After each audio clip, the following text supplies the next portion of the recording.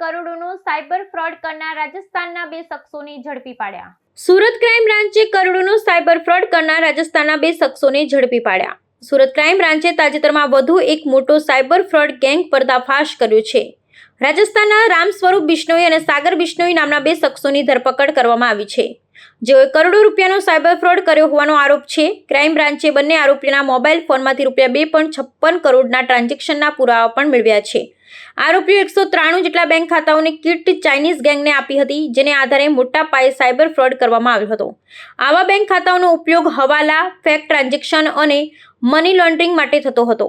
પોલીસે આરોપીઓ પાસેથી અનેક ડિજિટલ પુરાવા પણ કબજે કર્યા છે, જેમાં ટ્રાન્ઝેક્શન ડિટેલ્સ, મોબાઈલ ફોન અને અન્ય સાધનોનો સમાવેશ થાય છે. સુરત ક્રાઇમ બ્રાન્ચની ટીમે આ સમગ્ર ઓપરેશન માટે લાંબી તપાસ કરી હતી. આરોપીઓએ કઈ રીતે અને ક્યાંથી આ બેંક ખાતાઓ એકત્રિત કર્યા, કોને કોને વેચ્યા અને ચાઇનીઝ ગેંગ સાથે કઈ રીતે સંપર્કમાં આવ્યા તેની પણ તપાસ ચાલી રહી છે.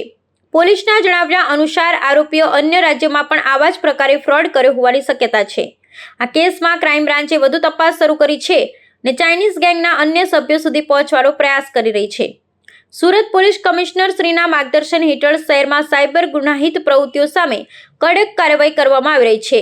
આ પ્રકારના કેસોમાં લોકોમાં જાગૃતિ લાવવા માટે પણ પોલીસ દ્વારા અભિયાન ચલાવવામાં આવી રહ્યા છે.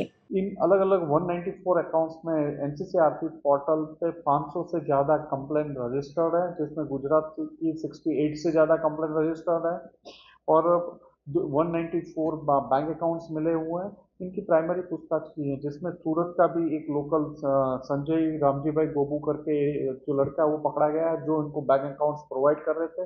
ये इससे पहले भी 2 से 3 बार यहाँ के अकाउंट ले चुके हैं और इनकी इंट्रोगेशन चल रही है.